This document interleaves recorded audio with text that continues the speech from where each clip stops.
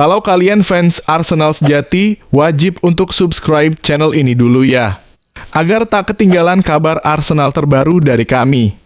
Terima kasih. Inilah alasan mengapa Arsenal wajib datangkan Antonio Rudiger dari Real Madrid.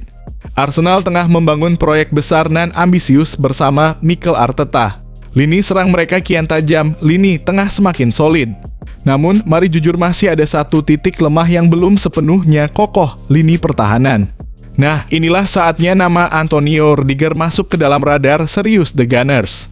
Bek milik Real Madrid dan timnas Jerman ini bukan sekadar pemain belakang bertipe keras. Rudiger adalah mesin pertahanan berpengalaman. Musim 2024/25, ia mencatat 92% akurasi umpan, 2,3 tackle sukses per laga, dan 3,1 sapuan rata-rata per pertandingan di La Liga.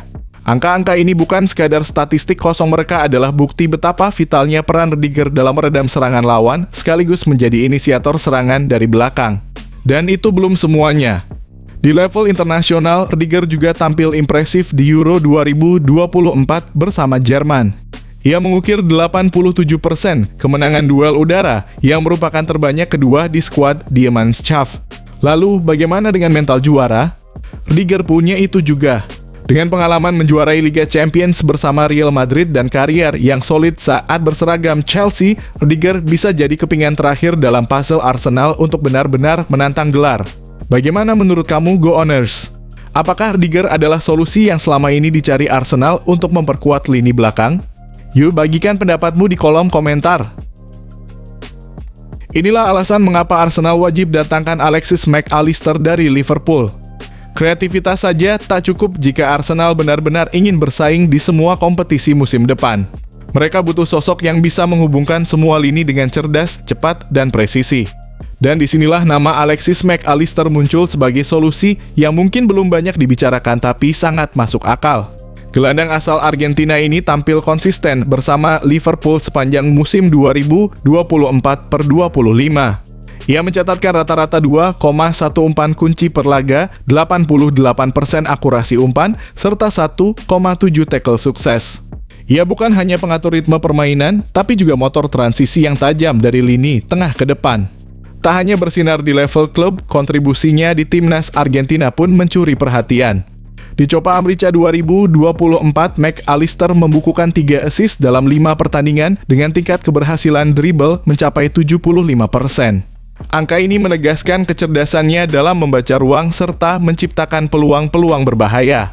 Dan mari kita tidak lupa, pengalaman membawa Argentina juara Piala Dunia 2022 membuatnya punya mental bertarung dan kedewasaan bermain di level tertinggi. Jika Arsenal ingin naik level dan menyaingi dominasi Manchester City, mendatangkan Mac Allister bukan sekadar opsi, tapi sebuah keharusan. Nah, bagaimana menurut kalian, Go Owners? Apakah Mac Allister adalah kepingan penting yang dibutuhkan Arsenal untuk meraih trofi besar musim depan? Yuk, tulis pendapatmu di kolom komentar. Inilah alasan mengapa Arsenal wajib datangkan Vitinha dari PSG. Arsenal terus berbenah demi memperkuat skuad yang mampu bersaing di semua lini musim depan. Salah satu prioritasnya, menemukan gelandang serba bisa yang bisa menjaga tempo sekaligus membuka peluang dari lini kedua. Dan satu nama yang layak dipertimbangkan serius adalah Vitinha dari Paris Saint-Germain. Gelandang berusia 24 tahun asal Portugal ini tampil impresif sepanjang musim 2024/25. Bersama PSG, ia mencatat rata-rata 1,9 umpan kunci per pertandingan, 91% akurasi umpan, dan 2,2 tackle sukses. Tak hanya lihai dalam distribusi bola, Vitinha juga aktif dalam fase bertahan, menjadikannya gelandang lengkap yang cocok untuk sistem Arteta. Kontribusinya tak berhenti di level klub. Di Euro 2024, ia menjadi jantung permainan timnas Portugal. Vitinha mencatatkan rata-rata 72 sentuhan per laga, serta berperan besar dalam progresi bola ke area final. Kombinasi teknik tinggi dan kecerdasan taktis menjadikannya salah satu gelandang paling konsisten musim ini. Dan jika dibandingkan dengan beberapa opsi yang lebih mahal atau lebih senior, Vitinha justru memberikan nilai lebih. Vitinha menawarkan keseimbangan ideal antara usia, pengalaman, dan kualitas. Inilah yang membuatnya terlihat sangat strategis. Bagaimana menurutmu fans Arsenal? Apakah Vitinha adalah jawaban ideal untuk melengkapi lini tengah The Gunners? Inilah alasan mengapa Arsenal wajib datangkan Artem Dovbyk dari AS Roma. Arsenal tengah berburu penyerang murni yang tak hanya tajam, tapi juga punya kekuatan fisik dan mampu mencetak gol ketika tim sedang kehabisan ide. Dan mungkin tanpa banyak sorotan, Artem Dovbyk bisa jadi jawaban yang selama ini dicari. Striker milik AS Roma sekaligus andalan timnas Ukraina ini tampil luar biasa sepanjang musim 2024/25 di Serie A. Ia membukukan 18 gol dan 6 assist dengan rata-rata 2,6 tembakan per laga, serta mencatatkan tertinggi di tim 16-9. Finisher ulung di kotak penalti, Dovbyk juga memiliki keunggulan fisik berkat posturnya setinggi 1,89 meter yang membuatnya dominan di udara terbukti lewat 64% kemenangan duel udara per laga. Tak hanya moncer di level klub, ketajamannya terbawa hingga ke panggung internasional. Di Euro 2024, Dovbyk mencetak 3 gol dari 5 laga dengan 67% akurasi tembakan, sebuah catatan yang menunjukkan betapa tajamnya insting golnya di turnamen besar. Dan yang menarik, gaya main Dovbyk sangat berbeda dari striker-striker Arsenal saat ini. Dovbyk menawarkan gaya oportunis, kuat secara fisik, dan sangat haus gol. Jika The Gunners ingin punya plan B yang benar-benar bisa jadi pembeda di laga-laga sulit, merekrut Dovbyk adalah langkah cerdas sebelum klub besar lain lebih dulu bergerak.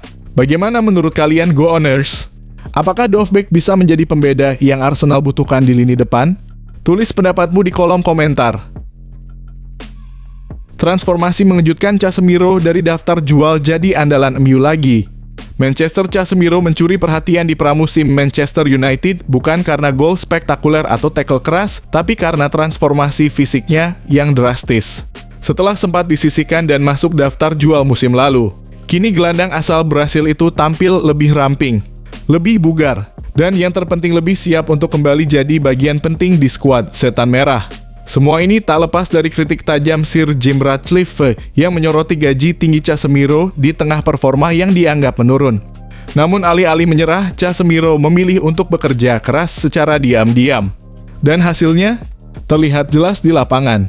Di laga pramusim Liga Eropa, Casemiro tampil mengesankan mencetak gol dan bahkan mencatat jarak lari terjauh saat MU menang 3-0 atas Athletic Bilbao. Di bawah pelatih baru Ruben Amorim, ia mendapat peran yang lebih terlindungi dalam formasi 3-4-2-1 memungkinkan Casemiro fokus pada kekuatannya menjaga stabilitas lini belakang. Tak mengherankan bila transformasi ini disambut positif. Di Carrington dan bahkan sejak masih di Real Madrid, Casemiro dikenal sebagai pemain yang disiplin dan selalu datang paling pagi untuk latihan. Kini setelah sempat dianggap habis, ia membungkam semua kritik termasuk dari Jamie Carragher yang sempat menyarankannya pensiun. Casemiro justru membuktikan bahwa ia masih layak dipertahankan hingga 2026. Cole Palmer bersinar, Chelsea taklukkan PSG 30 di final Piala Dunia antar klub. Cole Palmer menjadi bintang utama saat Chelsea menaklukkan PSG 30 di final Piala Dunia antar klub edisi perdana dengan format baru FIFA. Palmer tampil luar biasa dengan mencetak 2 gol dan 1 assist memastikan The Blues meraih gelar juara secara meyakinkan. Meski berstatus underdog, Chelsea tampil dominan sejak menit awal. Gol pembuka lahir dari kombinasi apik Palmer dengan Malo Gusto, lalu disusul gol keduanya lewat penyelesaian cerdas di kotak penalti. Jelang turun minum, Palmer kembali unjuk kualitas dengan mengirimkan assist matang untuk Joao Pedro yang menambah keunggulan jadi 3-0. PSG mencoba mengejar di babak kedua melalui Ousmane Dembélé dan Vitinha, namun kiper Robert Sanchez tampil sigap dengan sejumlah penyelamatan penting. Masuknya Liam Delap juga sempat membuat lini belakang PSG ketar-ketir. Laga sempat memanas di akhir pertandingan setelah Joao Neves di kartu merah karena menarik rambut Marc Cucurella. Meski begitu, kemenangan ini menegaskan kekompakan Chelsea dengan Palmer, Sanchez, dan Joao Pedro menjadi trio paling menonjol di lapangan. Performa Palmer layak diacungi jempol. Bagaimana menurut kamu, apakah ia sudah jadi pemain kunci masa depan Chelsea? Yuk, tulis opinimu di kolom komentar. Guardiola coba selamatkan karier Marc-Andre ter Stegen. Pep Guardiola dikabarkan tengah mencoba menyelamatkan karier Marc-Andre ter Stegen yang sedang berada di ujung tanduk bersama Barcelona. Sang pelatih Manchester City itu mengincar sang kapten Blaugrana sebagai rekrutan potensial untuk memperkuat lini belakang The Citizens musim depan. Setelah hampir 1 dekade menjadi andalan di bawah mistar gawang, posisi ter Stegen mulai terancam. Barcelona baru saja merekrut Joan Garcia, sebuah sinyal kuat bahwa klub tengah bersiap melakukan regenerasi di sektor penjaga gawang. Tak hanya itu, mereka juga memperpanjang kontrak Wojciech Szczesny yang direkrut pada pertengahan musim lalu ketika Ter Stegen mengalami cedera serius. Pelatih anyar Barcelona, Hansi Flick, disebut akan menjadikan Garcia sebagai kiper utama musim depan. Sementara Szczesny yang sempat menyatakan pensiun diperkirakan akan menjadi pelapis. Kondisi ini jelas menempatkan Ter Stegen dalam posisi sulit. Meski masih berjuang mempertahankan tempatnya, laporan menyebut Barcelona kini aktif menawarkan sang kiper ke klub-klub besar Eropa. Menariknya, Pep Guardiola yang sangat mengenal atmosfer Barcelona melihat potensi besar dalam diri Ter Stegen. Ia menilai kemampuan distribusi bola sang kiper terutama dengan kaki masih sangat cocok dengan filosofi permainan Manchester City. Bagaimana menurut kamu? Apakah Ter Stegen bisa jadi suksesor ideal Ederson di bawah asuhan Pep? Atau sebaiknya tetap bertahan dan berjuang di Barcelona? Yuk diskusikan di kolom komentar. Kemenangan penuh air mata, Liverpool dedikasikan laga pramusim untuk Diogo Jota. Dallas Stadium, Sabtu (13 Juli 2025), Liverpool membuka pramusim dengan kemenangan 3-1 atas Preston dalam laga yang bukan sekadar pertandingan, tapi juga momen haru penuh penghormatan untuk Diogo Jota. Ini adalah laga pertama sejak Jota dan saudaranya meninggal dalam insiden tragis di Portugal, dan seluruh tim serta supporter memberikan penghormatan luar biasa bagi sang penyerang. Laga dibuka dengan suasana mengharukan. Momen hening pita hitam di lengan para pemain dan yel-yel emosional dari fans The Reds di menit ke-20 menggema di stadion semua untuk mengenang Jota. Di lapangan, Liverpool tetap tampil solid. Conor Bradley membuka skor di menit ke-33, memanfaatkan umpan apik dari Chiesa dan Ngumoha. Darwinus menggandakan keunggulan di menit ke-53, mencetak gol dari kesalahan lini belakang Preston dan langsung merayakannya dengan selebrasi khas Jota. Sebuah gestur penuh makna yang menyentuh hati siapapun yang melihatnya.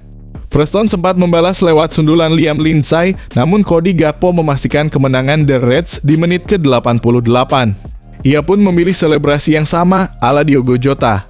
Kemenangan ini bukan soal skor semata tapi tentang cinta, kehilangan, dan penghormatan bagi sosok yang sangat dicintai oleh rekan satu tim dan seluruh keluarga besar Liverpool. Bagaimana perasaan kalian melihat laga emosional ini, Reds? Apa momen paling menyentuh menurutmu? Yuk bagikan pendapatmu di kolom komentar.